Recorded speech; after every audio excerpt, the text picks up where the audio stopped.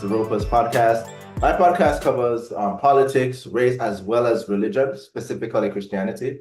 And today I have a very special person on my podcast, a huge fan of Colten Barnaby.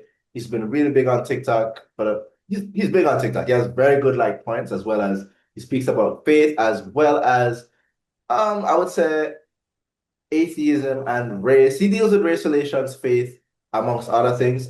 I feel like Colton, you can introduce yourself much better than I can. So, all right. So here we go, Colton. Bro, thank you, man. That's really kind of you to say, and humbling, honestly, because I just started posting content to TikTok and Instagram in July of this year, and I didn't think anybody would want to listen to what I had to say. I really just did it as like a form of what you call exposure therapy. I've been talking with my therapist a lot about having like a debilitating, crippling fear of rejection, like being afraid of like putting myself out there. I've been in business in financial services for like the last 15 years, and so I actually kept a lot of my personal views on religion and politics out of the public eye, because a lot of business mentors told me, you don't want to say anything about religion and politics on social media because you could lose potential customers. And, I didn't, not in a cynical sense, but like I was broke. So I could not afford to lose potential customers. So I learned very early, I started just I still had all these thoughts and opinions and reading, but I would talk to my friends about it, not like the rest of the world. So I had developed this very intense fear of rejection. Like, man, if people know what I really think about stuff, they won't like me anymore. They'll reject me, because a lot of my friends in business are on different sides of the aisle. A lot of my friends in my family completely have different worldviews. And, it's funny because I'm fine with that. Like, I still love them no matter what they think, right? Like, I believe in not cutting people off just because they disagree with you. But I was so afraid that they would not think that way. And so he was like, dude, just put a video on TikTok. He was like, you just need to get some exposure therapy. Put yourself out there. He was like, because I didn't have any followers on TikTok. I had like 15 friends like that followed me on TikTok. I didn't post any videos. And then I posted this video. It's just like exposure therapy, and it got like 2.3 million views. I was like, what the heck? And so I just kept doing it. So it's honestly humbling to hear you say that, that you enjoy my content and respect it, because it's coming from a very authentic place. And, there's definitely still like hate or whatever, but the love is so much greater than the hate. And so I really appreciate that. Yeah, TikTok always good for that. But I think what it is because it's rare. It's not really popular. I think my father had very similar views in terms of good politics, as well as understanding the faith. And yeah, he got a lot of opposition from the church down here, because they felt like it was too much politics more than Christianity. So he dealt with a lot of opposition. So I can understand, but it's very rare to hear someone speak about. Especially, I think the one that caught my attention was the video you did on it was basically, you use the example of, what's that song? Spirit Weeps when I can, that. Oh yeah. That Hillsong song. The Hillsong song. Oceans. Oceans. Yeah, Oceans. And you were talking about how it's kind of like an opiate. It's different from Negro spirituals that deal with oppression, as well as God helping them through the oppression. Where a lot of the Christian music of today was very much kind of escapism. It was kind of like an escape, and it wasn't really dealing with anything. And I felt like, because I remember listening to that song, I used to love it. And then I remember they're performing in Israel. And I was like, man, this is this is really odd to be performing a song of faith in an oppressed country. It was just like, this is very odd. But I feel like that's kind of what a lot of slaves or people felt doing segregation with that, going to a white church. And they're kind of like, oh, no, this makes no sense. You know what I mean? Absolutely, yeah. If you can sing your worship song in an apartheid state and it doesn't like make the people in power feel uncomfortable, man, I think I called it a colonial. Like, the contemporary Christian music, a lot about it's. I think of it as a colonial lullaby. Like, it feels good, it feels soothing. It's moving, it's beautiful, but it really just puts you to sleep. Maybe you contrast that with like a Go Down Moses. You know what I mean? Actually speaking like truth to power, and talking about the oppressed. It's kind of interesting too, because you talking about atheism. Somebody recently, I always get people be like, how can you say you're an atheist, you don't believe in God, so why do you think you can say anything about Christianity? You know what's interesting? I need to compile all of them, and maybe I'll do a video about this. There are so many of the world's greatest hymns were written by atheists, of Christianity's greatest hymns. Like really? Even like the Christian, there's like that Christmas song. I think, is it "Oh Holy Night" or "Silent Night"? It's "Oh Holy Night," where he's like, the verse says, "Chains shall he break, for the slave is our brother. His law is love, and his gospel is peace." Atheist wrote that. Like he was not a. So why did he write that song? Like what was? He was a composer and a music writer. He wrote a bunch of hymns that Christians sing. Was he paid? Like, what did they pay him? Did they commission him? Like, hey, we want you to I'm sure. Yeah, I'm sure. Yeah. But also, he also, though, saw value in the message of Jesus. Like, just because he didn't personally have the faith, the belief. Like, when I say I'm an atheist, what I don't mean is I'm not an anti-theist. When I say it, I mean it in the true sense of the word. To be a theist means to lack a belief in God. It doesn't mean to oppose belief in God. And so it's not even so much an affirmative statement as much as it is just like me being honest. Like I think about the scripture that says, I believe, Lord, help my disbelief. That's like an admission. Like, I always think about myself with faith. I'm like Agent Mulder from the X-Files. Agent Mulder, he had the poster on his wall. I have that poster. I keep it in my office. The poster from there where it has like a UFO and it says, I want to believe. Yeah. I want to believe. Like, you know what I mean? And so even though I lack faith or belief in God, that doesn't mean that I don't see like immense value, not just in the teachings of Jesus, but in also many aspects of the Christian tradition. I call myself actually an atheist Pentecostal. Which I do not understand, but you kind of have to explain that one to the audience. Yeah, I can break that down. Okay. So who helped me understand it was actually a rabbi friend of mine in Tulsa, because I was walking through a lot of my developing beliefs and the shifting perspective that I have had on God, and I was saying like I couldn't explain it because I was like, I don't really believe in God, but I still identify so much with Christianity. He said, Colten, he said, do you have any idea how many Jews, even in my synagogue, they're atheists? They don't actually believe in God, but their cultural identity is so wrapped up in Judaism that it's formed and shaped them in so many ways that they're still very actively involved. And so when I think about like me being a Pentecostal, I think about there's so much more to being a Pentecostal than just assenting to certain intellectual beliefs. Okay. Is a culture, is a movement. Like I'm very shaped by the music of Pentecost, by the spiritual expression of Pentecost. Even I think about something like speaking in tongues. I think about that, Jürgen Moltmann, the German theologian, one of the greatest theologians of the 20th and 21st century. Or I think just the 20th century. He talked about speaking in tongues as an ecstatic expression of something that cannot be communicated with words. Like a smile. Like, man, sometimes a smile can communicate so much more than you could ever communicate in words. In fact, they say that like 90% of communication is nonverbal. Right? It's not the words that you say.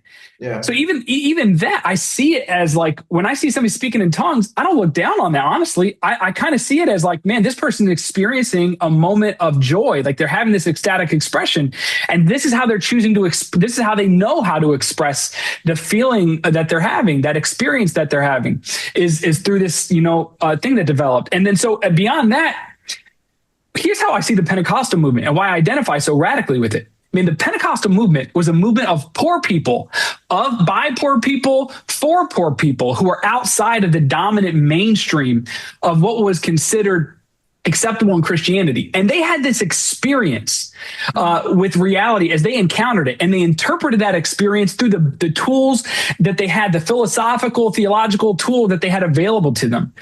And they began to speak in tongues and preach other things that were widely rejected by the dominant Christian culture. But they refused to be pigeonholed and to be told by the people in charge. I love the band Rage Against the Machine, and when they have that song, Killing in the Name of, and he starts off the song where he says, that they want you to do what the deciders have told you must do. You do what the deciders have told you. The early Pentecostals, they were like, we're not going to allow the deciders to tell us how we can and cannot interpret our experience. And they were authentic to that experience. Then my forebears, even my great-grandfather, one of the earlier Pentecostal ministers,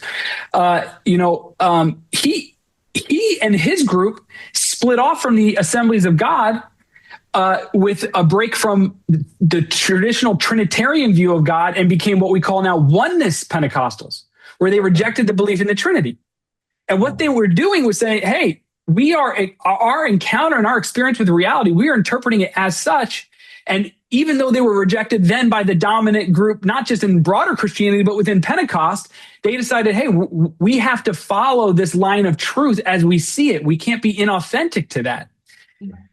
I very much view my spiritual progression and journey as being faithful to that kind of commitment, And so, and then even beyond that, being a movement of poor people, by poor people, I believe that sincerely with every bone in my being, that this world will not see justice as long as we continue to allow the people who have accumulated wealth and power to believe that they know what's best for everybody and to dictate the terms that everybody else lives on. That's how you get imperialism. That's oppression. That's capitalism. Okay. And so for me, I'm like, hey, I identify so radically with this idea that poor people can lead, that poor people can dictate, right, what their life should look like. And so for me, when I say I'm an atheist Pentecostal, that's part of what I mean. Okay. So you said a lot right there. It's funny. I never actually thought about it, but that Pentecostal, Pentecostal is actually, it's a denomination of a lot of poor people. You know what I mean? It is. Well, now it has more power, but especially in its roots, it was like poor people, and the early Pentecost, bro, it was poor people, but it was also, and this changed eventually, but in the time of Jim Crow, Pentecostal communities were white and black together. I mean, the Pentecostal movement was led by a black minister, William J. Seymour. Okay. And it was full of white people attending a service from him. And they also had women in leadership. Like they were breaking all of these hegemonic norms that the dominant Christian culture said you can and can't do. And I see that as prophetic in like the true sense of the word, prophetic, right? Like speaking truth to power. So I identify radically with it. Okay. Yeah, you spoke about the imperialism and capitalism, and I think I really want to kind of to bring that up in terms of one, where do we as Christians stand in terms of capitalism? Because I think a lot of us know. By the way, I want to talk to you about that Mike Todd video. I don't know if you've seen that Mike Todd video he did for his birthday. I know, you saw it. Yeah.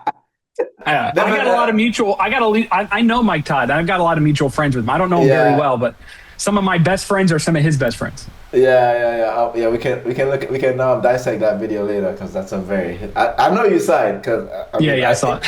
It went viral for all the wrong reasons. But okay, so in terms of Christianity, and I say this with Western Christianity, where capitalism is kind of seen as, and I think where prosperity gospel is so huge and so widespread, where capitalism is seen as a blessing from God, where wealth is seen as a blessing from God, and churches have become very individualist and kind of very insensitive, I would say, towards the poor, where it's kind of a feeling of, if you're poor, that means you have little faith, that you lack faith. So I'm very curious as to what are your thoughts on how capitalism and how Christianity allows capitalism, and do you see that as, I don't want to say true Christianity, but do you see it as it's allowing oppression or exploitation? What are your thoughts on that? Yeah, so I don't think that a Christian can be faithful to the teachings of Jesus and to the teachings of the church and also be faithful to capitalism. Now, if you live under capitalism, you have to live under capitalism. But I think a lot of people misunderstand. They think that they're capitalists. But just because you assent to living under the structure of capitalism doesn't make you a capitalist. You aren't a capitalist unless you own capital. That's who the capitalists are.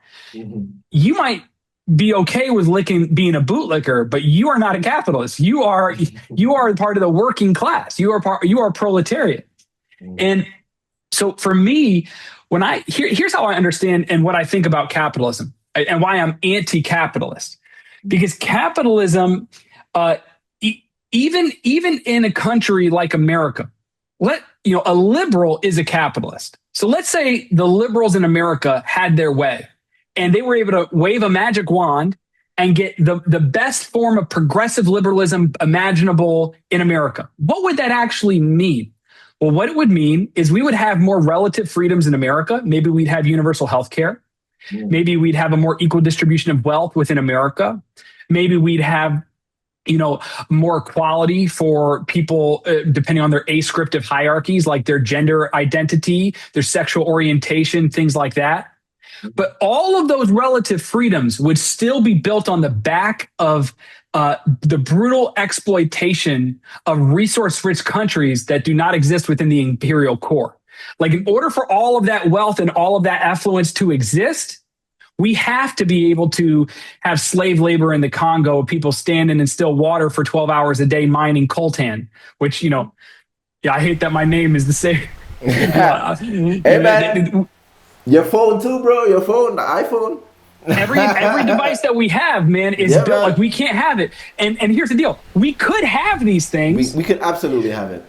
But what we couldn't have is have these things in a fair way under capitalism, because in order for capitalism to exist, to generate the kind of profits necessary for the people for the capitalists to actually make the profit that they want, they can't be able to pay people. So even if we get better wage, we get better, labor relations here in the United States, it's still built on the backs of people, and I don't want to say in the third world, or sometimes we call them underdeveloped countries, but it's not that these countries are underdeveloped, it's that they're de-developed. They're intentionally exploited.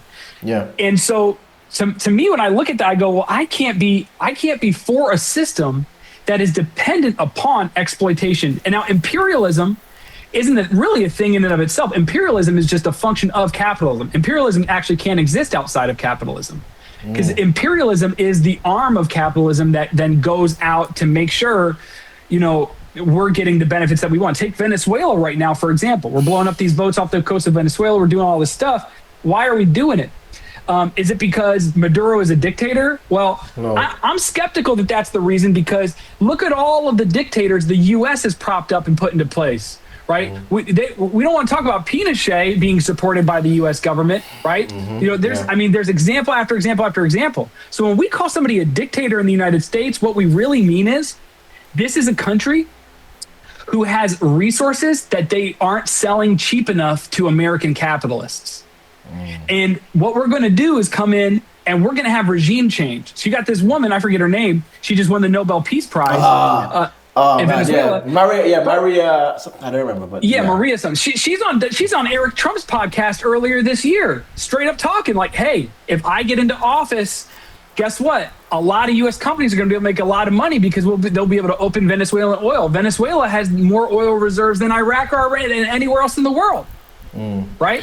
And so that's when I don't think you can be a Christian, be faithful to Christ, and be a supporter of capitalism.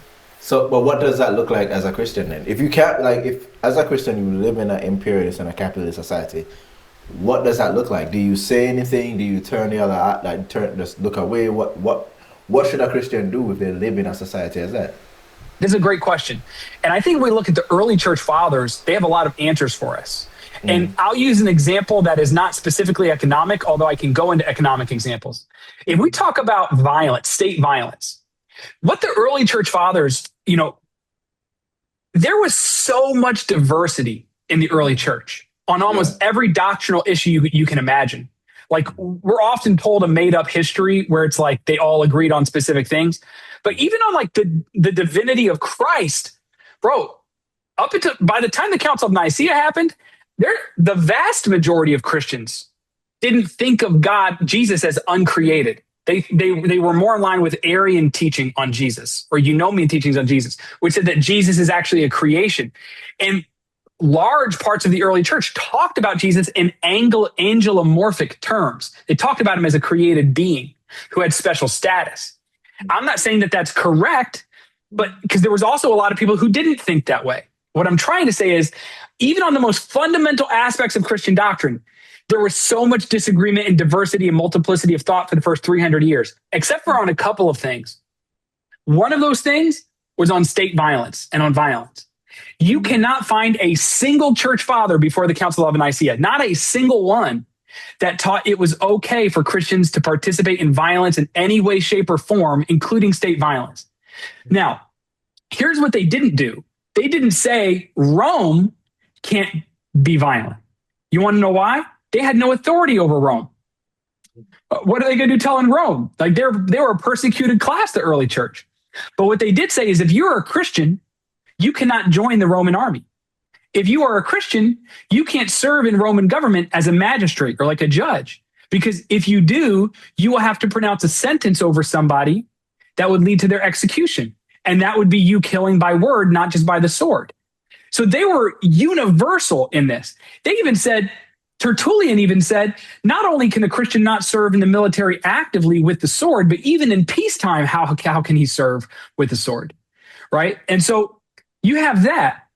Now, that shifted and developed and changed over time. But what it gives us is an interesting model for understanding your question. How should Christians then engage in the world, in a world that is violent?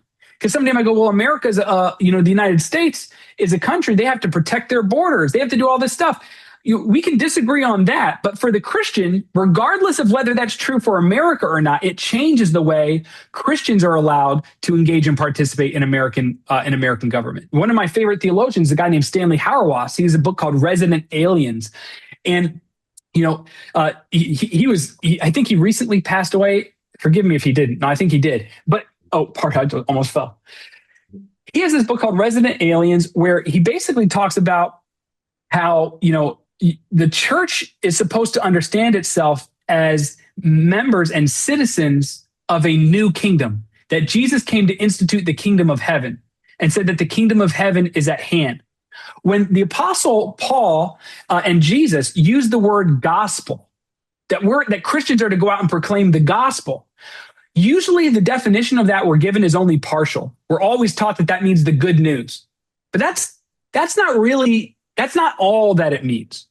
It wasn't a term, a theological term. It was a military term. It was an imperial term. And the gospel, or the evangelion, is the word that was used when one Caesar would die, when one emperor or one king would die in the Greek world, and a new emperor would come into place. Heralds were sent out to the kingdom, throughout the kingdom, to pronounce and proclaim the gospel. And the evangelion, the gospel, was inscribed on stone. And it was the simple message that there's a new king in town.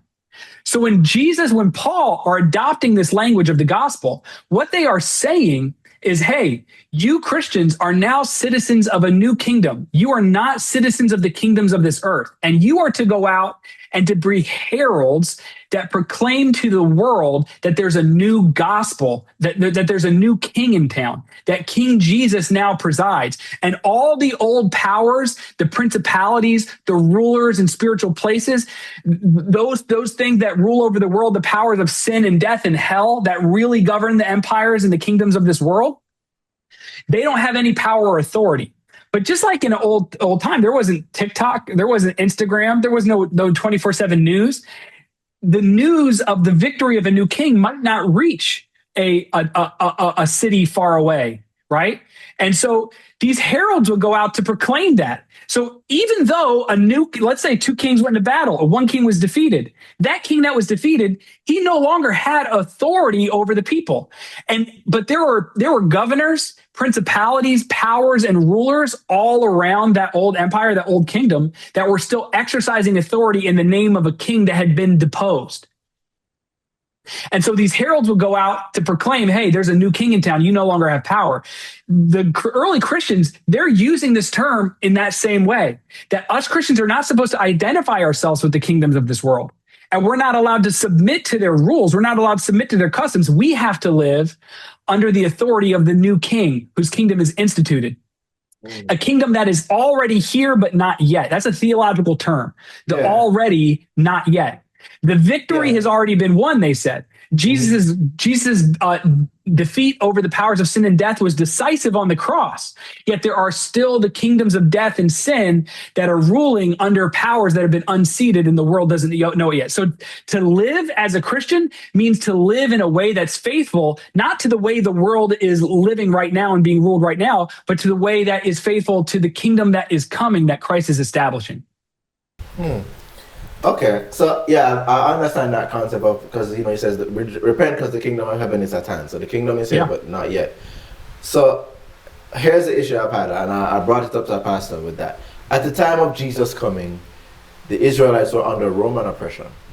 And so when Jesus came, they had the expectation that he was going to free them, liberate them from the Roman oppression. And Jesus, he brought freedom, well, not from Roman oppression, just from spiritual oppression, I would say, which was through Christ, through his death, which was awesome and all. But I think what I got from that, when I read it the first time and I understood it, I was like, so in the case of, I'm a black person, I was born in the States, but I grew up in the Caribbean. So my identity, I consider it very much a Caribbean identity. And a Caribbean identity is one of, we grew up seeing colonial oppression, us being in debt.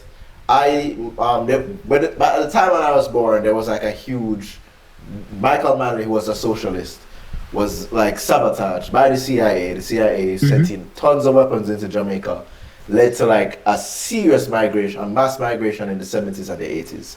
So we and during that time as well, Walter Rodney, one of my favorite authors I've read, murdered by the CIA. So I'm very much familiar with oppression and stuff. And I remember I started to wrestle with it as a Christian. I'm like, look, I definitely believe in Christ, but my gosh, man, when I did the math, and I was like, okay, the Israelites were under oppression from the Egyptians for 400 years. They cried out to God for 400 years. The Israelites in the time of Jesus were under Roman oppression for over 70 years. I think another time it was like 60 years. Like Africa and the Caribbean, I would say, has been oppressed by the West for almost 600 years, and it is still ongoing. So there was a point where I was like, so is it that God does not care about the oppression? Is it that God is kind of taking the tune of wait on the Lord when I come back, when he comes back, which we don't know the day nor the time, he will deal with it and we're supposed to just accept it? You know what I mean? Or as Christians, should we fight oppression, resist oppression, and fight to instill a better system and a system of justice? You know what I mean? Because I've been reading so much on it, but it does not seem like there's anything that's going to be done. It almost feels like it cannot be overcome. Like it feels so overwhelming when you really look at it.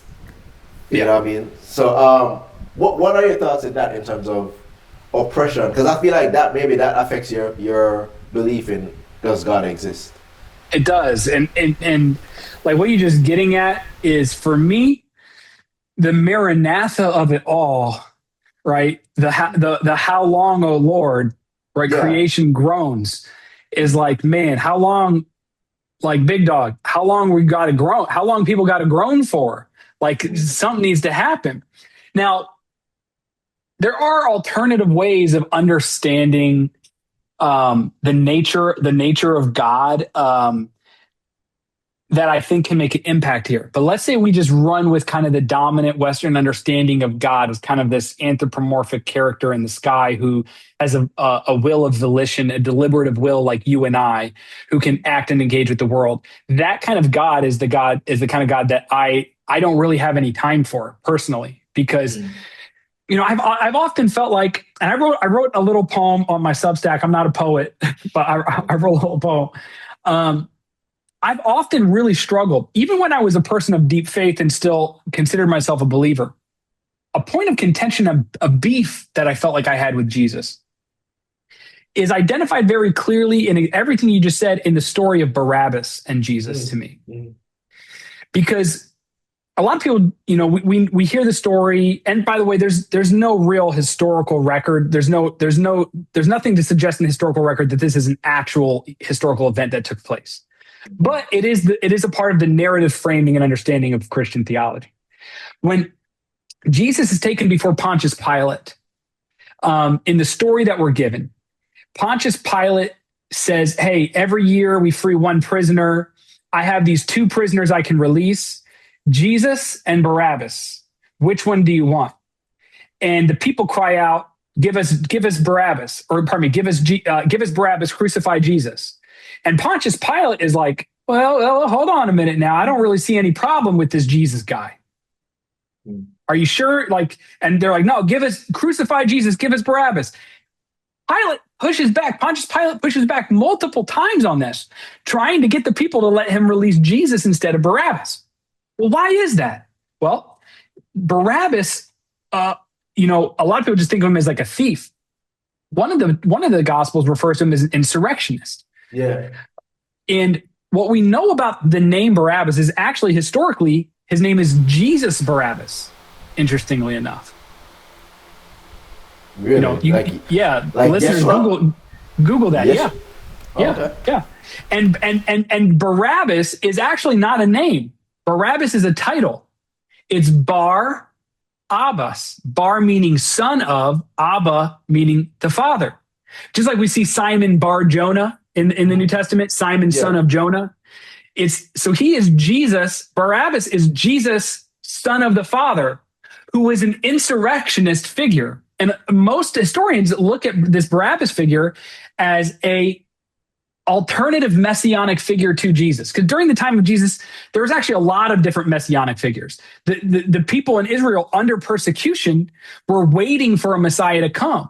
And there was this belief that a Messiah would come, establish the kingdom of heaven, that then the presence of God would return to the tabernacle, to the Ark of the Covenant, right? In the Holy of Holies. And that's what they believed would happen. So when they're crying out, crucify Jesus, give us Barabbas, the way that you should read that is they are choosing between two different messianic figures. And the choice that they have is between Jesus, our Jesus, right? Who says, Peter, put away your sword. He who but lives by the sword will die by the sword. I'm not going to do anything to fight for the oppression of these people, versus somebody who has already killed a man and is now in prison for leading an insurrection against the Roman government to try to unseat them and free his people from oppression. And I try to imagine, Stephen, if I were in that crowd, what would I think? Would I want the Messiah who won't fight for me, the Messiah who's full of parables and spiritual mystical teachings? Or would I want the person that's trying to help free my people from oppression? And I think I would have been in the crowd also shouting, give us Barabbas. And so I think about that story in the greater context of what you're talking about your people have been living under American imperialism, Western imperialism rather, for an oppression for 600 years, you say. That's almost unfathomable to think about. And, to me, I just don't get it. I'm like, why don't you do something? And, a lot of people want to rely on free will or whatever, right? Like this sin in the world, God's not the author of evil because we all have free will. To me, it's like, that's weak sauce, dude, because my son has free will. My son, if he wants to run into a street in traffic and get hit by a car, he can do that. But I'm a good father. And if I'm there, I can't override his free will. But you know what I can do? Exert my will over his to make sure he doesn't suffer needlessly. A lot of people often fall back here and go, well, Colten, suffering is good. Suffering can build character. No, there is a kind of suffering that can build character. But there's also a kind of suffering that leads to nothing but pain, misery, and then death. And when I think of even a single child dying of diphtheria, I can't think of anything that justifies that suffering. And so I'm looking at this God who's supposed to be a good father, and I'm going, man, why am I a better father than you? Okay. So also, I think I remember I said it to our pastor, and he said this to me. It was like, remember that God, even Jesus, before he died, shouted out, my God, why have you forsaken me?" But Hmm. that was all part. That was part of God's plan to allow him to pass, so that he Hmm. could bring salvation to the many. So maybe it is a part of God's plan for this suffering, like crazy Could be. suffering that Africans and Could people out of the diaspora are continue to face. could be. I just and that could be the case. I just can't look at a God with a plan like that and call him good. Mm, mm, mm. I understand. Yeah. No. But I can understand. I understand because it's a very it's incredibly like hard to understand. You know what I mean? Because it just yeah. it feels like that. It's like it's so, especially when you look at like the Palestine stuff. I just because Mm. I every day I try and like say, okay, God does not intervene. God has given us dominion, so He can't just intervene by Himself. He always has to use someone. Like, kind of like when the Israelites called out, He sent Moses. Moses and Aaron were basically His vessel on earth to really enact justice and to get the Israelites out of the oppression. So in essence, I say, okay, so God can't just like cast fire from the sky and burn and burn down the state of Israel and the corrupt governors, or you know what I mean. There can't be anything like that. But at the same time, there've been so many people that have fought and like fought for like to free, fought against the oppression, and they're dead. Like they're always Yeah. like, you know what I mean, like murdered, assassinated. So it can feel so overwhelming. Like, man, okay, you have so many people that want to do good, and especially like what has given me solace is I've Habakkuk, Lamentations. Man, I read those scriptures so many times to be like, okay, to kind Yeah. of understand and to be like, okay, how long, Lord? And like God says, okay, the wicked, those who rob, they will always end up coming to nothing. And I was like, okay, and you kind of look at it today, and you see some signs of empires fought coming into decline. Like, I'm like we're very much living in the decline of the American empire. Like Yeah. like absolutely. I agree. You know what I mean? We're very much living in that decline. The dollar was about like I'm giving it 10 years before the dollar kind of moves out of influence and Yeah. the Yeah. yuan or the ruble comes into influence because it really is a part of life. It was Spain at one point. It was Portugal at one point. It was France at one Absolutely. point. They all like it's just huge. Like nothing, no empire lasts forever. Thank God for that. You know what I mean? So I see some signs of okay, maybe I will live to see um the wicked because Yeah. America is wicked. You read Lamentations and the way how they speak about Babylon, the Babylonians. They were like, happy is he who destroys your empire, who dashes your kids on the rocks. Like, wow, this is some Yeah. heavy It's scripture in tough. the Bible. Yeah, heavy scripture in the Bible. You know what I mean? So a part of it has hope, but man, there are so many times when it feels so overwhelming, and I'm like, man, is this like And I think I wanted to go back to it where I think the Charlie Kirk thing was what really hit me the hardest, man. When I saw Mm. so many Christians being like, "Oh, a man of God, a man of the faith," Yeah. and I'd be like, Guys, this guy has said some very, very racist rhetoric. What are we Yeah. talking about?" And you'd have so many Christians be like, "Oh, but he loved the Lord. He was speaking greatness." I'm Yeah. like, He "Did you loved. He listen?" loved his Lord Beelzebub. I was like, "Did you listen to what he was saying? Like, there is Yeah. nothing of what he was saying was Christian." But I saw so many white and black Christians just kind of like turn a blind eye, that was when I was like, man, I realized, wow, racism is a blind spot for lots of Oh people. yeah. Oh yeah. You know what I mean? Big. Especially for Big in time. Christianity. You know what I mean? Yeah. I do. What were your thoughts on Charlie on Christians being so pro Charlie Kirk? I think it showed how unchristian Christians are. And I think it actually should cause us to think about the nature of language and what language means. Because a lot of times we think, because we're using the same words, we think we're talking about the same thing, Okay. but we're not. Mm. Growing up, for me, I'll give an example. You ever have sprinkles on an ice cream cone? Yeah, I used to hate sprinkles, but yeah, I've done it before. Yeah, Now, you lived in Philly. I grew up in yeah. Philly. We don't call them sprinkles in Philly. We call them Jimmys. So in Philly, you get Jimmys on your ice cream cone. When I said that to friends when I moved to Oklahoma for college, I was like, they're like, Jimmy's? What's a Jimmy? I was like, like the little colorful things you put on ice cream cones there. You talking about sprinkles? I was like, sprinkles? What are sprinkles? See, we were using different words, but we were actually talking about the same thing. Well, in converse to that, you could be using the same words, but talking about completely different things. Like if I say Jimmy's, they're thinking about like GMC Jimmy's, like little SUVs. Yeah. And so if I'm like, yo, I love Jimmy's, we could be talking right past each other, not even, they're like, you love Jimmy's? Like, yeah, like, they're like, what's so great about Jimmy's? I'm like, dude, like, Jimmy's are the best ever. Like, I would never, like, if I was getting ice cream, I would never, and we wouldn't even be making sense to each other because I'm talking about Jimmy's, the sprinkle, they're talking about Jimmy's, the truck. So a lot of Christians are using the word Jesus, but who are we really talking about? Are we talking about the same Jesus, or are we using the same symbol, the same word to talk about something entirely different? And I think this is why, in the scripture, Jesus says, like when he's separating the sheep from the goats, he says, there's going to be many people that come to me and say, Lord, Lord, didn't we do all these things in your name? And he's going to say, I never knew you, which means what? They never knew who?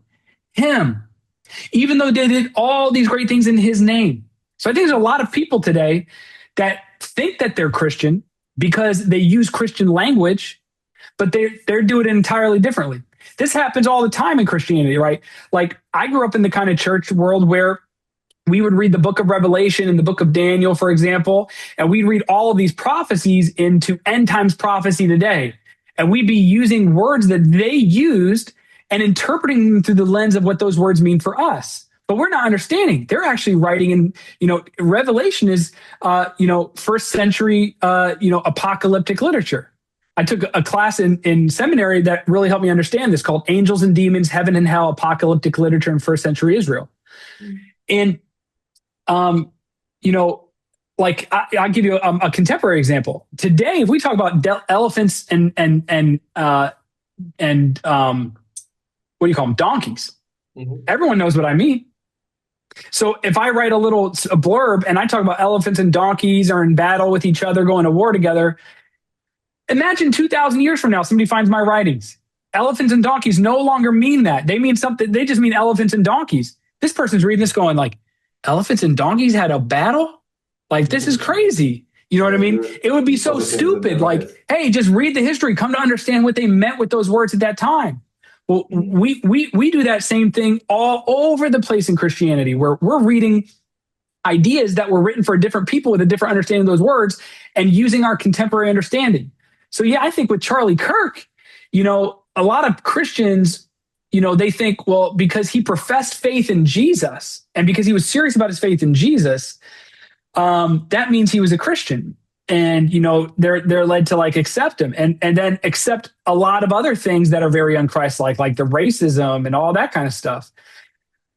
But I think you unmask his Jesus and I think is a very different person. I put a video up yesterday where I said a lot of Christians are not actually worshiping Jesus. They're worshiping John Wayne in a robe. And I use this book written by this scholar, Kristen Kobes-Dumais, who has this book called Jesus and John Wayne, where she talks about how Americans they used the image of Jesus, the likeness of Jesus, but evacuated him of all of his own character and content and replaced it with the content and character of somebody like a John Wayne, this masculine, rugged figure. I think about there's the megachurch pastor, Mark Driscoll, who was huge for a long time, still pastors a big church. But I remember when I was in seminary, he had this sermon where he said, I can't worship the peace-loving, hippie, diaper-wearing halo Jesus. I can't worship a guy that I can beat up. And Jesus is somebody you can't beat up. And he's like completely redefining Jesus. I'm like, dude, what are you talking about? Jesus got curb stomped. Yeah. The real Jesus got beat to hell and crucified on a cross. What? And Jesus says, do you not think that I could ask my Father and he would send 10,000 angels? Well, guess what he didn't do? He didn't ask his Father to send 10,000 angels. When Peter pulled out his sword to cut off the servant of the high priest, Jesus picked it up and healed him and put the sword back in the sheath. and said no, right? And so what's interesting is all of the ways in which we're using Christian language in ways that are distinctly unchristian, which cause people to do all sorts of stuff. Earlier I talked about like the church fathers, St. Thomas Aquinas, for example, today, if we talk today in America, Christians are against social like programs like food stamps a lot of the times because they say, well, taxation is theft. You're taking from these people to give to these people in need, and that's unchristian. Well, Thomas Aquinas didn't agree. Thomas Aquinas actually said that nobody owns anything, that all of creation was created, and not just Aquinas, all the early church basically taught this, that all of creation was created to be is owned by God, and we were given stewardship of these things. So anything that you own beyond what you need for your own subsistence, you are actually not the owner of it. You are just the steward of it. And if you refuse to use it to steward those resources that belong to God to take care of God's children, Aquinas says, he has this whole thing where he defines theft and robbery and talks about what is theft and what isn't robbery. He says if a person is in need and they take, whether they take with the person's knowledge or secretly without the person knowing something that they need from somebody who has excess, that it's not even considered theft or robbery. Yeah. That they're taking what already belongs to God that should be being given and stewarded towards those who are in need. But today, a Christian would hear that and they go, what? Like, there's no way.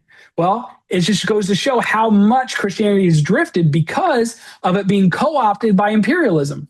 Karl Marx famously gets quoted as saying religion is the opiate of the masses, as if he's just opposed to religion. What Marx is saying there, he's saying religion is the opiate of the masses. It's the soul. He says it's the soul in a soulless world. And it is the cry of an oppressed people reaching out to find something to hold on to. He says the reason it becomes the opiate of the masses is when it's used by the people in power to assuage people with spiritual comfort from seeking actually the things that they need materially. And it's used as a weapon and tool of control. He says that religion is not bad in and of itself, but when it's used and co-opted by systems of power to control people, that's when because an opiate, it's not just like a drug. An opiate was used as medically back then to numb you from pain when there was no medicinal route to actually healing your pain, or as a part of that to just dull the pain. So he says religion is used by those in power to dull people from feeling the pain that they actually need to feel to rise up and actually do something that's going to heal the problem. It's just used as a painkiller.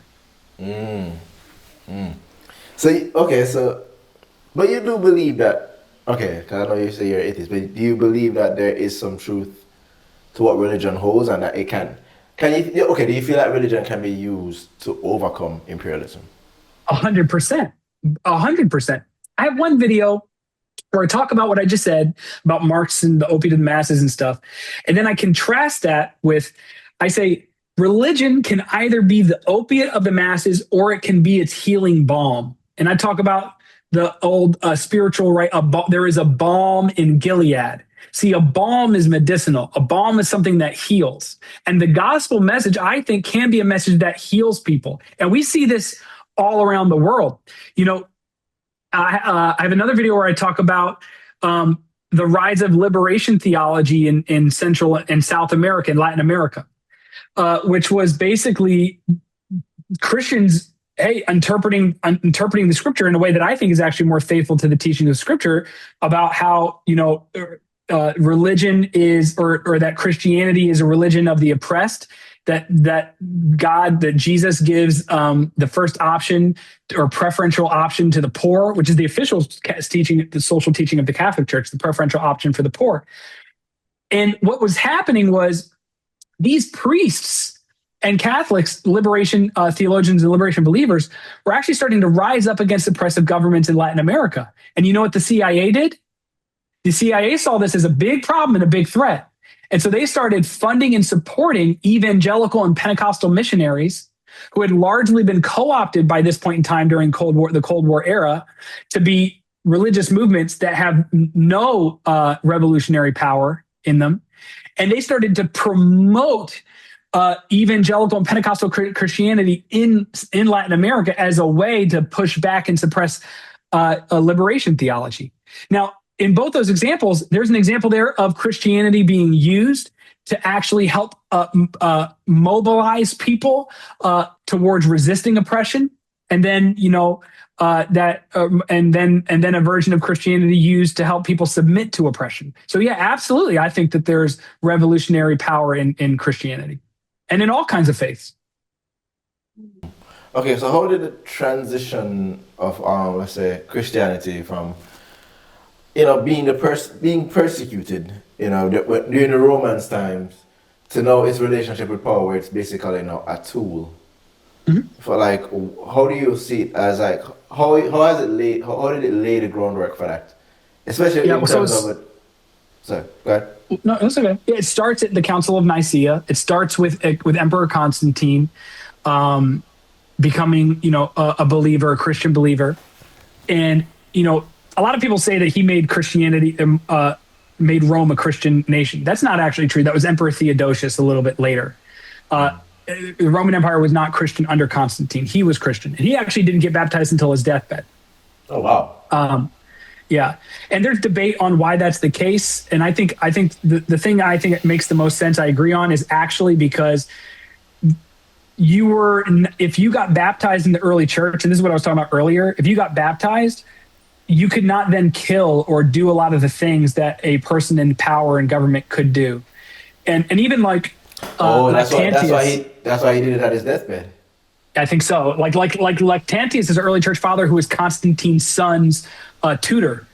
So very close to Constantine as well. He taught very explicitly that once you're baptized, you can no longer do that. You can no longer participate in these things. Like Hippolytus, the bishop of Rome, we call bishops of Rome popes now, right? So that's what kind of a position this guy had.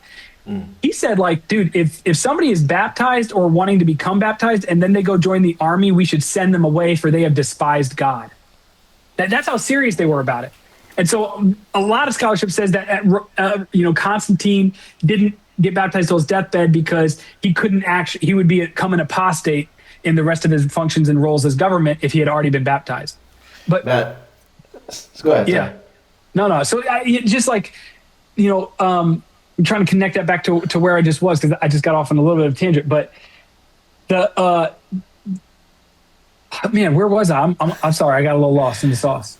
No. It's a good example, because you were saying that it was because of him that it was rated as it played a role in basically So in 311, they have the Battle at Milvian Bridge, where Constantine says he sees this vision of this Christian symbol, which is probably the Pax Romana, and they put it on their shields. What's the Pax Romana? Is you see it's like the symbol you see in the Holy Roman Empire, like this P and an X. It became a symbol of Christianity. Oh, okay. They put it on their shields, and the story is that they go into battle and they're greatly outnumbered, but they have this victory against the barbarians that they didn't think they were going to have at the Battle of Milvian Bridge. And so then Constantine says, because I had this vision of this Christian God, he told me to put the symbol on our shields, and we did, and we were victorious. So then you have in 312, you have the Edict of Toleration, which makes Christianity a tolerated religion. Then you have the Edict of Milan, which makes Christianity an officially recognized religion.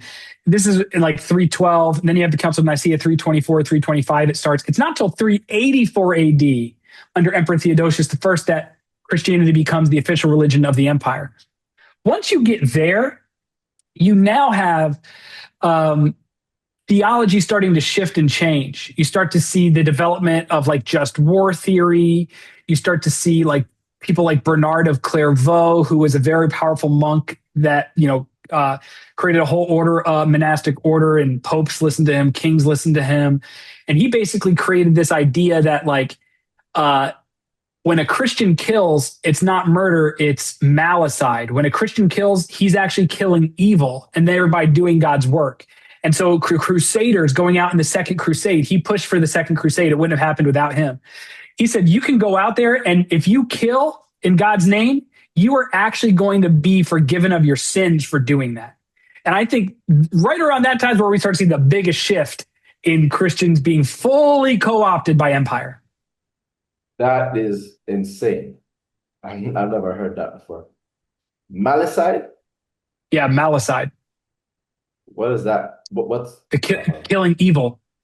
okay? So, and that is where when it becomes like used now as okay, we can commit not genocide, but we can actually kill to get where we need to go. Yep. Yep. All right. So in terms of racial hierarchy, because you know a lot of empires use the curse of Ham to justify slavery, and to justify colonialism. So is this the case of Christianity being hijacked by racism, or is it like within the theological DNA? No, I think it's Christianity being hijacked by racism. You know, I mean, all those early church fathers that I talked about were almost all indigenous Africans, like Tertullian, Athanasius. Those were all indigenous Africans. Like which, like North African or like African, like West? Like here, let's see.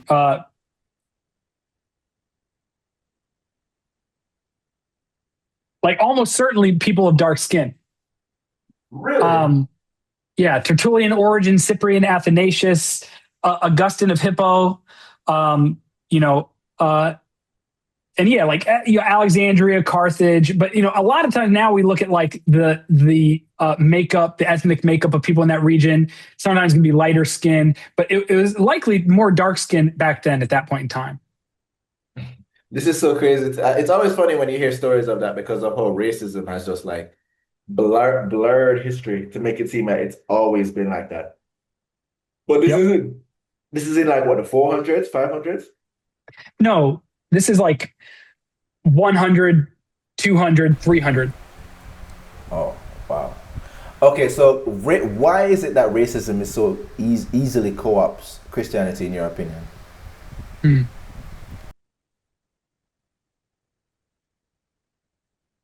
Well, I think that racism is a more modern development. Racism, as we understand it, like race as a construct, it didn't exist the same way throughout most of history, and I think that a lot of times it's really just whatever empire finds useful.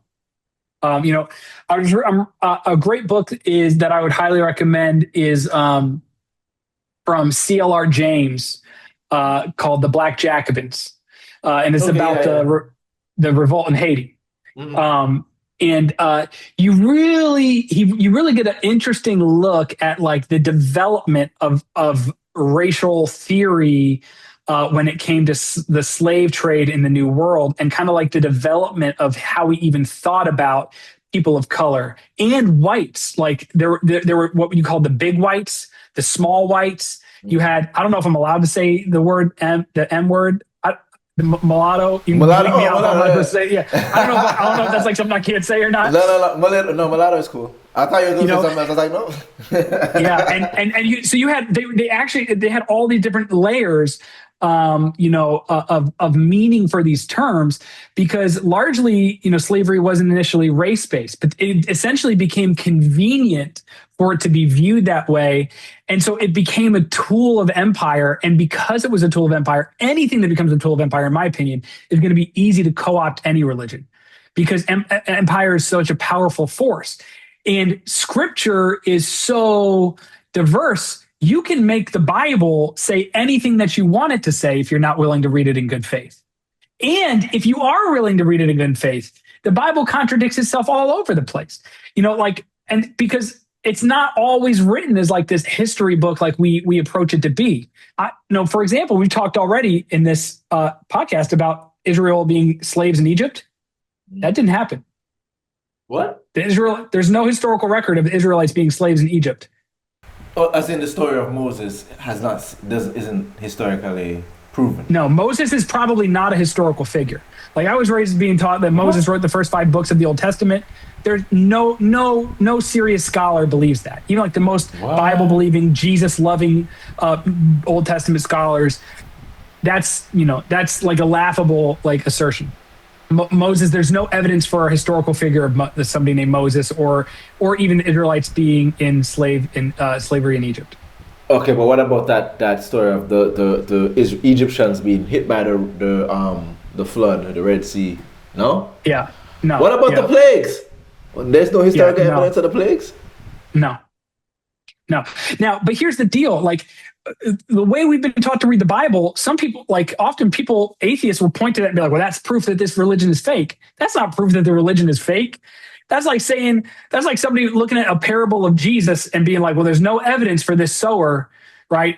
For this sower, the parable of the sower, there's no evidence he was a real person. So that makes it fake. No, it was a story being used to express a truth, because the people of Israel were in bondage and were in captivity in Babylon and in other times. And so how do you sustain a faith? And this kind of goes back to your earlier question in terms of like how, what do we do in this time of Maranatha, of waiting for God to come back and living under persecution and oppression? Well, the way it happened in ancient Israel is they would make up stories about a time where they were in oppression and in subjugation to describe what the character of God is like, what his relationship is like to his people, and how that God will redeem their people. Because when they're in exile in Babylon, they don't have access to their scripture. They only have the verbal way to say it. And so you get 2 or 3 generations in captivity. How do you keep them understanding, hey, we're his chosen people, yet we're in captivity? Well, you tell a story like this. And so I don't think that means those stories don't have meaning or value. They're just not historical reports, and they were never intended to be that. Bro, you really blew my mind with that one. But what about the story of when Jesus was on the mount and the transfiguration, he he was talking with Elijah and Moses? Yeah. Isn't that proof that? well, it's proof that the person who wrote that story depicted Jesus as having encountered Moses and Elijah. Oh my God. We don't actually have any writings from Jesus. We have writings from people between 50 to 100 years after he died about the things that Jesus said. I mean, can you remember what I said 5 minutes ago and be able to tell it back to me with clarity? Probably not. You know what I mean? So we really don't have the writings of Jesus. We have, reports from people that probably never even knew Jesus, who wrote the New Testament, writing about an oral tradition of what was told to them. So you have a lot of people in the seminary that go into the seminary and kind of lose faith. Have you seen that happen? Because if I learned that when I'm in the seminary, I'd be like, what am I studying? I see that as the minority of what happens. I see the vast majority of people that go into seminary not lose their faith. It does happen. I went into seminary. I didn't lose my faith until like 10 years later. And it wasn't any of that stuff that caused me to lose my faith. It just, caused me to understand. I think it can actually lead you to understand your faith in a more authentic way, where we get at like, okay, the scripture is, if you are a believer, I think how you should understand the scripture is as God's self-disclosure to his people and their interpretation of what that self-disclosure means. So for example, if we just use the Old Testament compared to the New Testament, it can look like there's almost 2 different gods, the God of the Old Testament and the God of the New Testament. Well, I don't think that's the right way to read it, right? Because you have Jesus acting in ways very different than how God acted then. What if you read like the early church fathers, like somebody like Origen or even late into like Augustine or Gregory of Nyssa, I mean, basically all of the great exegetes of Christian texts from the early church taught us to understand that there is the literal meaning of the text, and then there's the spiritual meaning of the text. And the literal meaning of the text may or may not be an accurate historical thing, but God is explaining something here. So, for example, how do you look at God in the Old Testament commanding genocide? Can you actually worship a God that commands genocide? I can't worship a God that commands genocide, and neither could they. And so what they said is, hey, when these people in the Old Testament are writing about God, so when these people in the Old Testament are writing about their encounter and their experience with God, did they have a clear understanding of God, what God was like and God's character? No, it said no man had seen God. Even when we're told about Moses seeing the vision of God with the burning bush, he's shown like a shadow of the backside of God. You know what I mean? Like they don't have, now we see through what? A glass darkly. Now we know what? In part. But when him that is perfect is come, we'll know in full, right? So if you are a believer, I think you look at those scriptures, Origen would say, You have to read the Old Testament through the lens of Jesus. Why? Because Jesus was the full revelation of who God was. The fullness of the Godhead dwelt in him bodily. That means there's no aspect of God that is communicated anywhere more clearly than in the person of Jesus. So when you read the Old Testament, you have to lay Jesus over it and let Jesus be the philosophical lens that you read that through. So if you see God being depicted in a way in the Old Testament that is not faithful to the witness of who God is in the person of Jesus, you have to then separate those things and look for the spiritual truth in that text. Cool. Okay, so it's very much a struggle for me, but to be honest, because listening to that as well as what we have been discussing, it's a struggle for me in terms of my faith. But I'm just kind of like, all right, I just have to, And I think I told you before about my dad. Because my dad has been so sick, so most of the times now I'm at like the home. He's in a home right now, and so like you spend time talking to the elderly in the homes, man. You know what I mean?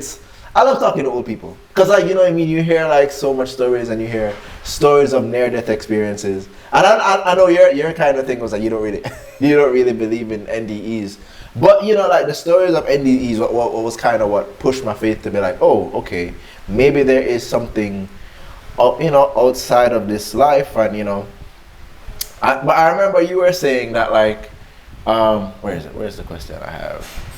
That like the afterlife. You know what I mean? It's really just like pacifying. It's not something that you genuinely believe in terms of like.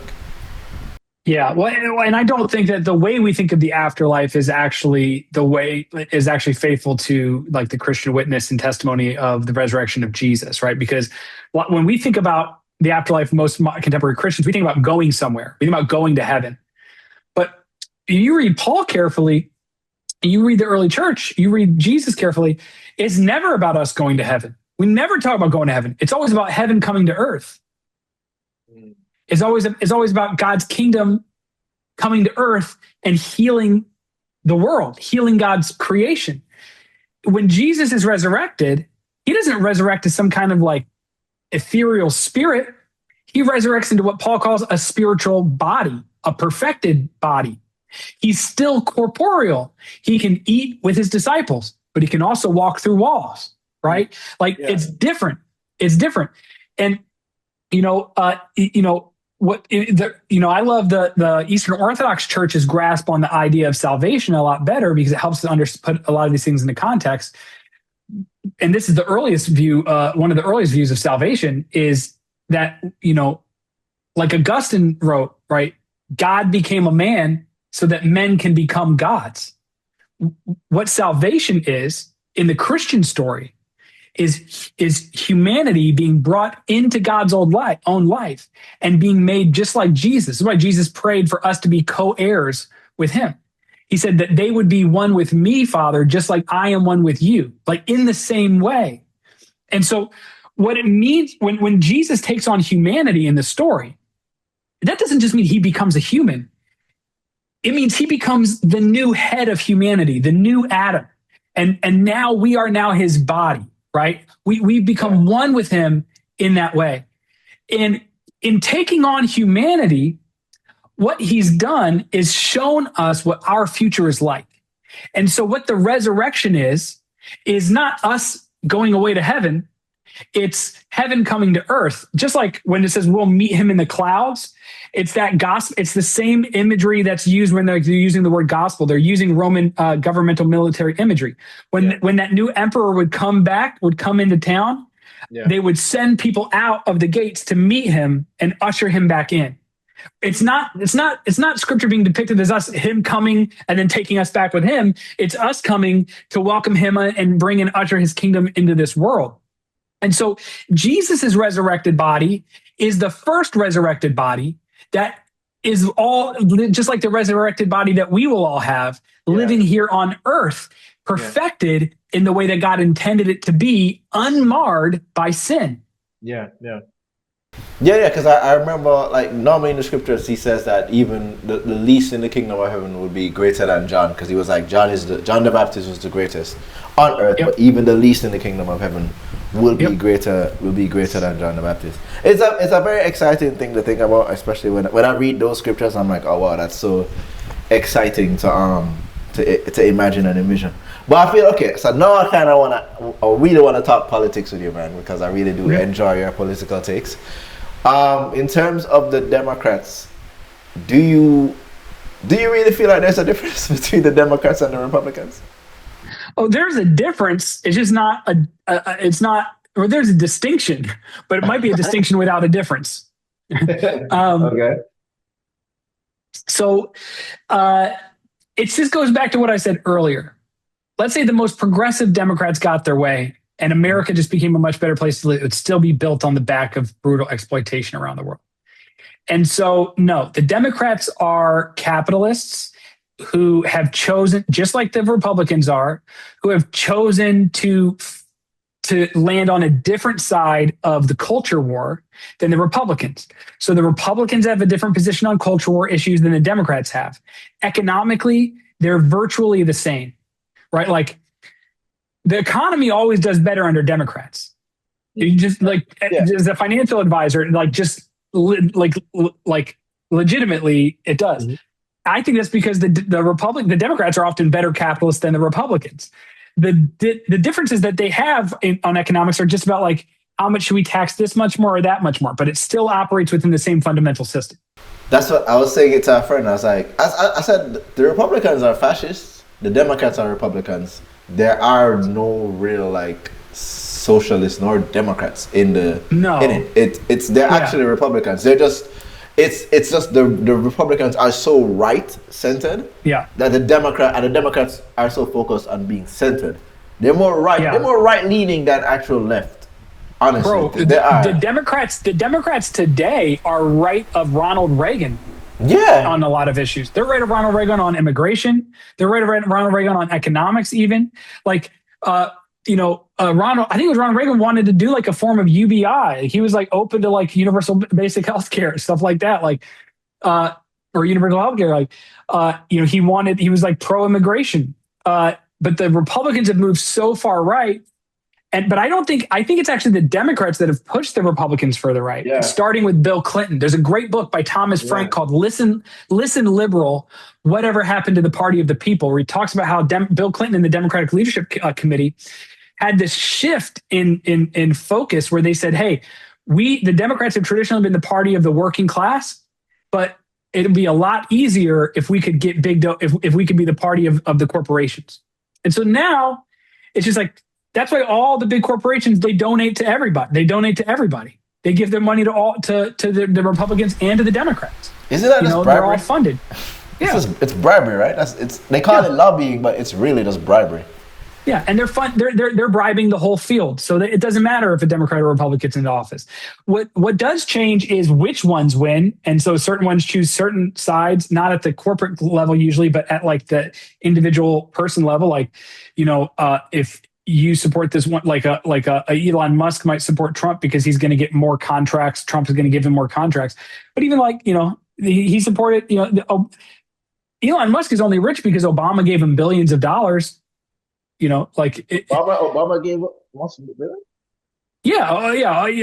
Elon Musk is a billionaire because of billions of dollars in subsidies that he got from the Obama administration to take over Tesla, which he didn't found. He took over. I saw the interview with the actual founder of Tesla. I loved it because it was just kind of like, man, this is so, like, he really hasn't done anything. It's just like, I say it to a friend. I'm like, capitalism to me, no, it's just like, just because I think a lot of people see, especially entrepreneurs, they view their success by selling, by being bought to the highest bidder. And my argument is the way how capitalism is now, just because someone has a lot of money does not mean that they have the best interest at heart for your business. You know what I mean? Because especially if you look at the media now, the media landscape, where everything is just being so bought out. Like Warner Brothers is like gonna trying to be sold by Netflix or Paramount. It's a sham economy, bro. Yeah, and the owner of Paramount only wants to buy Warner Brothers, so he can buy CNN to further push. Like, and CNN isn't even really that left leaning at all in terms of its news. CNN is very much like right leaning. CNN, in terms of, I view CNN as a right wing media source. Yes. There is no left wing media source in I would say in Western media. TikTok was not very close. mainstream media. Not mainstream. I think you have Democracy Now!, which I really enjoy watching from time to time. Al Jazeera can be good from time to time, but it still is Arabian owned. And since Sudan, I'm very skeptical of like the Emiratis or like, you know what I mean, or even Dubai. I'm very skeptical of like Arab owned media institutions. You know what I mean? But there is no left leaning, there is no socialist leaning stuff. And I think it doesn't exist.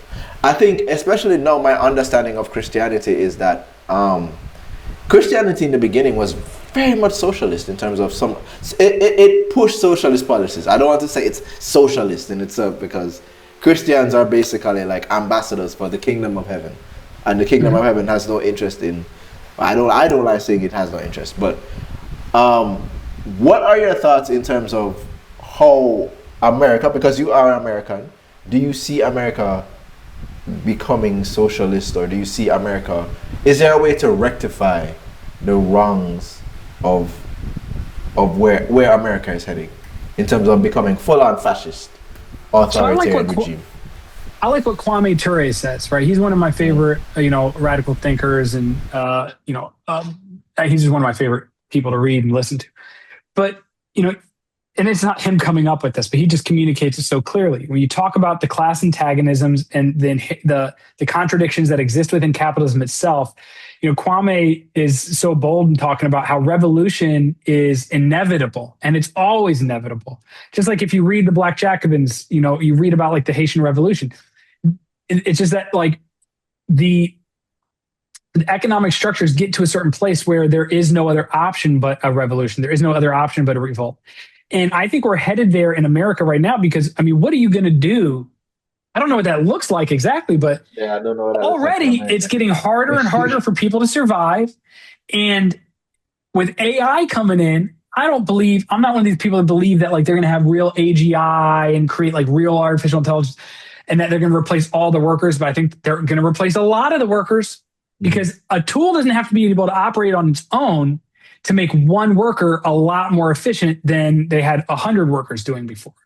Yeah. Like, I can use AI tools to help me do something that I used to would have had to hire people for, like making a thumbnail for a YouTube video. Yeah. I'm not a graphic designer, but I could get on an AI tool and do that right away. You know what I mean? Whereas before somebody would have been employed for that. So I think more and more you're going to get to a place where if you don't have a massive shift, you're going to have people that if they just can't eat, I was getting a bagel with my kids, a bagel spot around the corner, a new bagel spot. This was last winter. It's cold.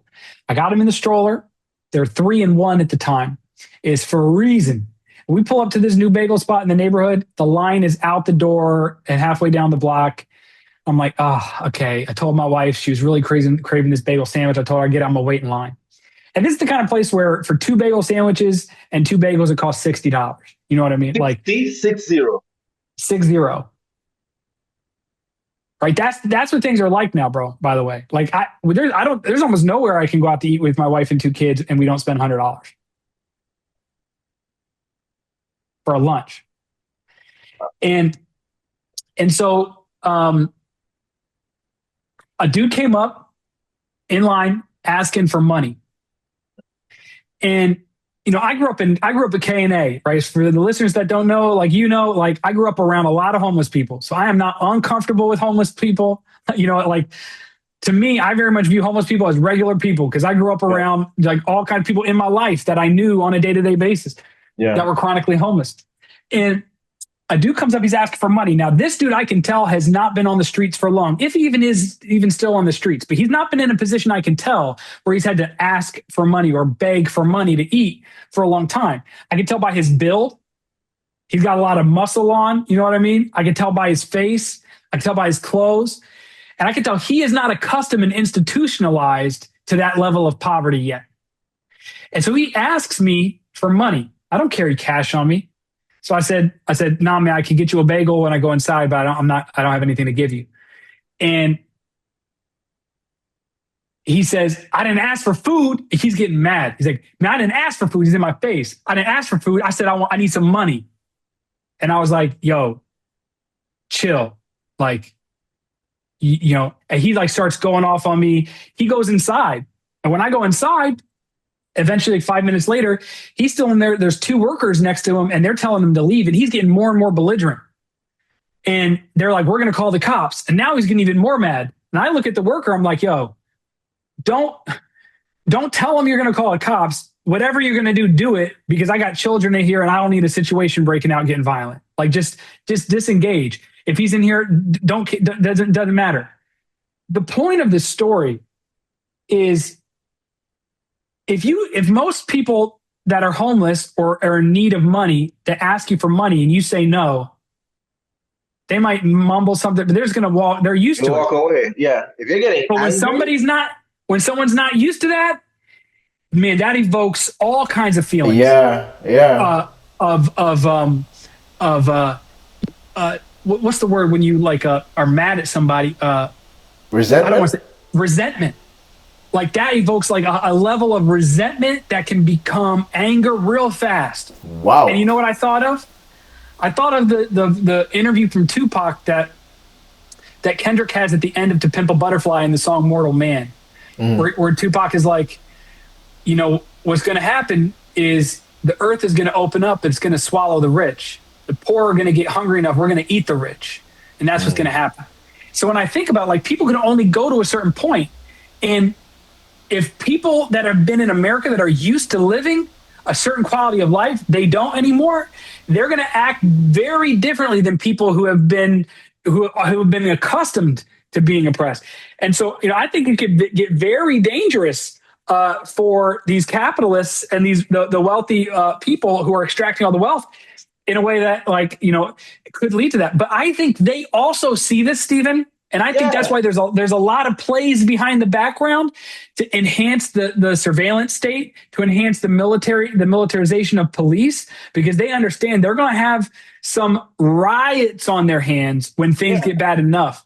And you even have people like Peter Thiel talking about, we need to get rid of democracy. He says democracy is an outdated software. He says America won't be able to progress until we get rid of our dictator phobia. Like they are priming the pump. These are like the leaders of our economy, people who are like in power positions of power with people in government and stuff. And, there's this guy, Curtis Yarvin, they call him the house philosopher of the Thielverse. So he's like one of the main. And Curtis Yarvin, I read his book, Patchwork, where basically they outline a new system of governance where we no longer have a democracy, but we have a network of corporate governments that are overseen by corporate CEO monarchs. And they talk about then, like, what is the role of people? And he says, well, they need to be productive. If they can't be productive, they become a ward of the state. And then he says, what should we do with the wards of the state? He says, well, we should imprison them in a virtual reality interface where they are physically unable to move and they are locked in, and it's super lifelike, because then they can actually do digital tasks that allow them to be productive. He says they can be encapsulated and waxed in like a bee larva into a virtual AR. Now that might sound crazy. Maybe they can't do that, but what it tells me, but maybe they can. But what it tells me is that they are actively thinking, what are we going to be able to do to stop this? But a different thing could happen. I forget his name. This guy is they call him the godfather of AI. He's like those older like scientist guy. I was watching an interview with him. He's talking about how there's not going to be any work for people to do if we keep on the route that we're going. And the interviewer says, so what's the solution? And he goes, socialism. And the guy goes, the interviewer laughs. He goes, really, socialism? That's going to fix the problem? He said, yep. Just like that, because he understands. I think of Oscar Wilde He has a famous essay called The Soul of Man Under Socialism, where he's imagining the socialist future. And he says, someday our machines are going to get so good, they'll be able to think for themselves. And they'll be able to do all of the tasks that the backbreaking tasks that men have to do, will no longer have to do it. And it'll generate such an immense amount of wealth that we will then be able to share amongst everybody. So we'll be able to generate and produce all of this, all of these resources and all of this technology and all the things that we need through technology. And then we can all live off of that. But we act like that's crazy. But look, like there are some places where it's already happening, even in America, like in Alaska. They have all of the oil in Alaska is owned by the state of Alaska. They didn't sell it to private companies. And so everybody that lives in Alaska gets paid a dividend every year off of the dividends that are produced by Alaskan oil because they own it. They own it together.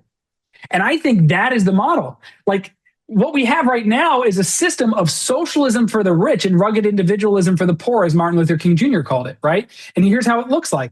Companies like Tesla get billions of dollars from the government to start these companies. So they're funded by public dollars. They're funded by our money.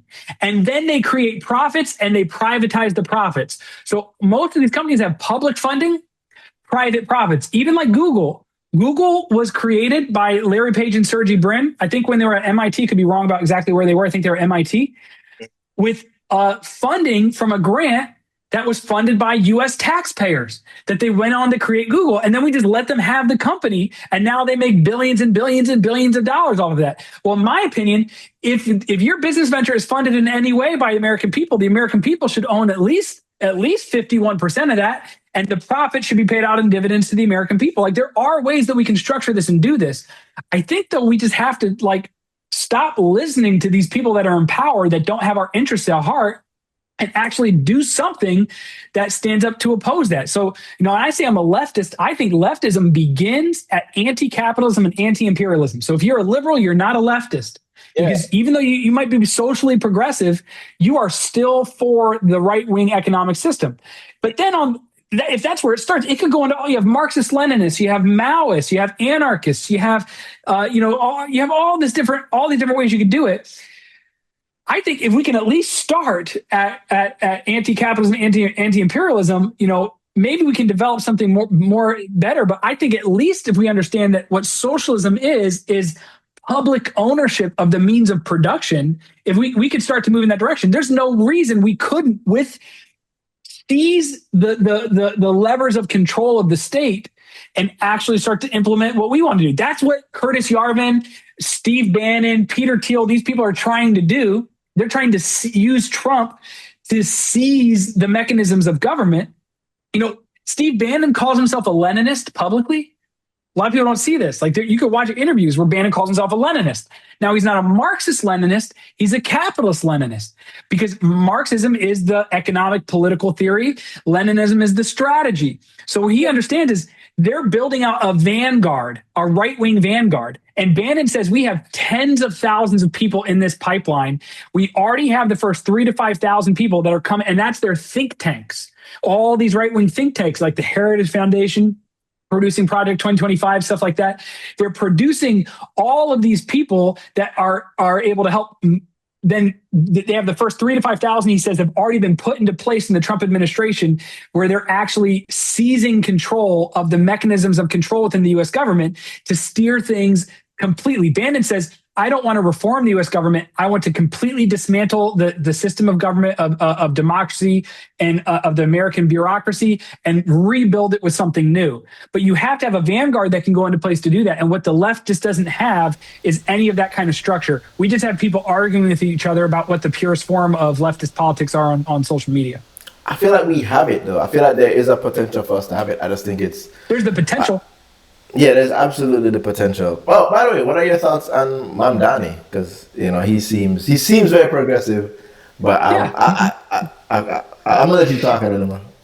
Well, there's Mamdani, like whoever he is as a person. I believe I listened to a lot of stuff he said before, and I think he probably is personally a socialist. Yeah. But then there's Mamdani, the mayor. And Mamdani, the mayor, I don't think is a socialist. I think is a social democrat, which is more like what you see in Scandinavia, right? Like these countries that have just better social safety nets and stuff like that, Denmark, Sweden, et cetera, et cetera. But they're still capitalist countries. They still have billionaires. They're still doing imperial, wealth exploitation in Africa. You know what I mean? They still are funded by sovereign wealth funds that were built on imperialism. You know, like the Dutch had, colonies for so long. The French did. A lot of their sovereign wealth is from all of that kind of stuff. So, and they're also becoming more and more capitalist too, and eroding those social safety nets. So I think Mamdani is like that. I don't really have too strong of an opinion. Here's what I think: it is good because he used the word socialist and it desensitized it. I think it helped show that people are not scared of the word socialism like they want us to think everyone is scared of.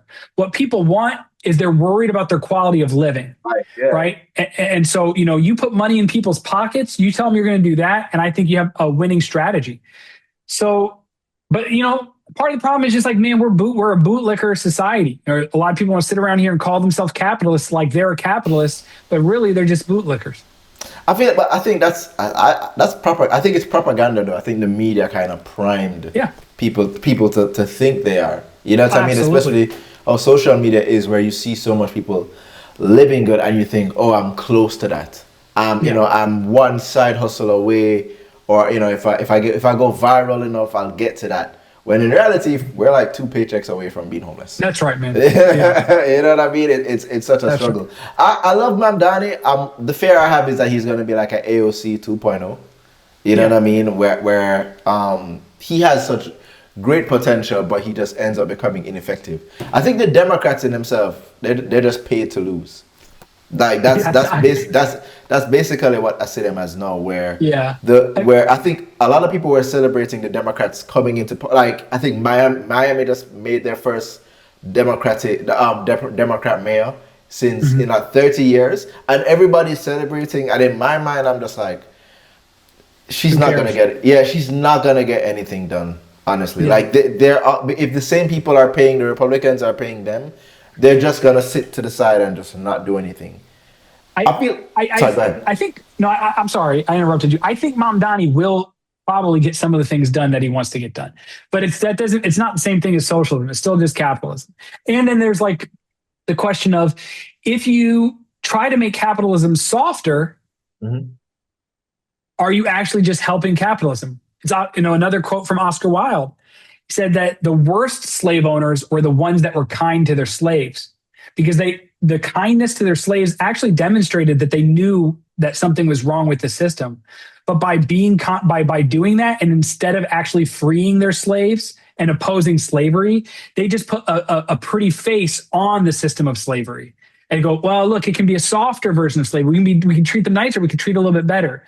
So there's the question of like stuff like what Mamdani wants to do. Does it just make capitalism feel a little bit more bearable and a little bit more tolerable? Yeah. I mean, I'm very, I was very excited when he won, but then I saw he was keeping on Tish, which was like the police commissioner, and I was like, oh Lord, and then I saw he was like, oh no, Hakeem Jeffries should continue to represent that was great. I was like, that's and I was crazy, just like, bro. When I saw that, I was like, okay, so it's either he's in a situation where, because the governor, she's the one that can kind of sign off on some of his policies, I think. Yeah. So it's kind of like they're going to just dangle it kind of like a carrot in front of me of, oh, you want us to give affordable housing and free bus? You have to allow this person in and that person in. So it's kind of like they have all of these things that he has to do in order for them to approve what he wants, that he becomes ineffective. It's kind of like what happens in some African countries that want self-determination, and they're like, oh no, okay, you have to do these certain things and still send us your resources. So like, if you're trying to appease people that really can't be appeased, all they're gonna do is use it as an example of like, you see, like, you wanted to get all of these things done, but you have to do all of these things for us before we allow your things done. And all it does is instills a cynicism amongst the people that elected him, to be like, oh, there's no difference then. The Democrats and the Republicans are the same. It doesn't make any difference for us to vote. I agree. Yeah, I have the same fear. And then they're just gonna be like, you see, the Democrats don't do anything, vote Republican, who's gonna still keep everything going right leaning, push it further to the right, further authoritarian, and you're not gonna get like. So I feel like he's in a catch-22. My hope is that he leaves the Democrats and maybe goes to the Green Party, because I feel like if he does that and he takes all of the popularity he has and goes green, it can really do. I feel like the Green Party is there, bro. Like. The Green Party is there, and I feel like it needs to be utilized, because the Democrats and the Republicans have they're basically proven that they're just the same person. It's two of the same people. You know what I mean? That's just my opinion on that. I don't disagree. Mm-hmm. Yeah, man. All right, man. I know you probably got a lot to do. I feel like we've gotten a lot. We've spoken about a lot. I feel like that we could have keep talking about a lot more stuff, but I know you got a lot to do, man. I really did enjoy this conversation, man. My hope for you, bro, is that you find. I hope you no longer become an atheist, and and I hope you end up preaching again, bro. You know what I mean? Because I feel like you have like a lot of, but I definitely feel like God is working on you, especially the fact that I don't know if you've read this book, Just Do Something by Kevin DeYoung. I don't know. Have you ever read that book? Very, very good book, and he speaks about sometimes a lot of people searching for God's will for their life. And they have certain things happen. My thing is, I feel like you not having access to not getting a job as a pastor, I feel like there's a pruning for you where God is maybe working on you. You know what I mean? Or God wants your attention. I don't know. I'm open to it. Like I said, I'm not an anti-theist. I'm just being honest about what I think. And so, like I said, I want to believe. So I'm cool either way. Mm-hmm.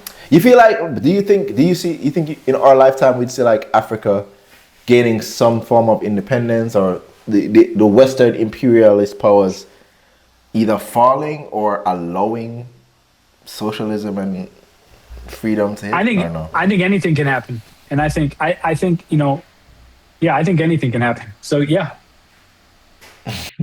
I don't think that means it inevitably will, but I do think that there's no order. It lasts forever. No empire lasts forever. No economic system lasts forever. We will change and we will develop, and hopefully someday we can be like the society in Star Trek, and actually just. Well, like what? I remember Star Trek, but I don't know what. If you think about like all sci-fi made today is all dystopian, like the future is like a disaster. Intentionally. Like, Star Trek is not. Like Star Trek is like a future where all the nations of the world have come together. There's global peace amongst all humanity. There's no wars amongst human. Nobody has to work for money. People have jobs because they love what they do and they're passionate about what they do. Everyone's basic needs are met, and then they're able to actually explore the universe because they don't have all these petty squabbles back at home. Well, yeah, that does. So it's like a vision. It's like a vision for the future of humanity that's not dystopian. Yeah, the dystopian thing is 1,000,000% intentional, though. By the way, I feel like that's a media thing to kind of make us be like, it could be worse. We have capitalism, so it's not that bad. Like, that's just leading us to capitalism. If you don't see, like, all of the movies are out, it's always zombie. It's always a horrible, horrible dystopian world, or it's an apocalypse. Like, it's like a complete apocalypse. There's a great book. There's a great book by Mark Fisher called Capitalist Realism. And one of the things he says in the book is that it's easier to imagine the end of the world than it is to imagine the end of capitalism. And you can see how that's borne out in our collective imagination, where there's almost no media made about the future that envisions a world where capitalism is over. But there's a lot of visions of the future where the world has ended. So we literally can't, capitalism has trained us to not even be able to imagine a future without it. But we can imagine the entire world ending, which is crazy because that's way less likely. It's way less likely. Than to end capitalism. You know what I mean? And so I think that, and so like, and I do have to go, and I know you do too, but I think that like one of the things that we can do is I think we should have creatives, like leftist creatives, start to make media that depict an alternative future. That's my plan. We have to be able to have it in our imagination. So, dude, I love it. Do that. Yeah, but no, 100%. I was saying it to my friend. I was just kind of like, the reality is the world is incredibly strong. So I do not believe that when capitalism falls, it's not the end of the world. It's always, the movies are always like, the world is about to end, when the world is normally talking about the imperialist empire or capitalism or the West. And it's always depicted as the West. If you watch movies, like, you know what I mean, that's always what you see. That's always what's depicted. Yes. But the reality is, man, like, I don't know, my focus is 100% African like comics and African characters, as well as socialists and like a Pan-Africanist. I'm definitely pushing Pan-Africanism. But, you know, I just don't want it to be, I feel like, well, you know, the Pan-Africanism is always portrayed in a certain way, but that's my plan. But anyways, Colten, man, yo, this was an amazing conversation, man. Thank you for having this, man. Definitely praying for you, man. I hope you know, man. You have a good influence, bro. Yeah, definitely praying for you, man. You know what I mean? Tell the people what you have. You have your Substack as well as your podcast. Okay, yeah. You can find me on TikTok and Instagram at Colten Barnaby, on YouTube at Colten Barnaby. Colten is spelled with an E-N, C-O-L-T-E-N, not O-N. Yeah. I also have a podcast called Ask the Next Question, which you can find on YouTube, Spotify, Apple Music, wherever you find podcasts, and a Substack called Kensington Cone, K-O-A-N, Kensington Cone, or you just type my name, Colten Barnaby, in on Substack and find it there. Thanks for having me on, Steven. Yeah, man, no problem, man. All right, guys, that's another episode. Take care, guys. God bless.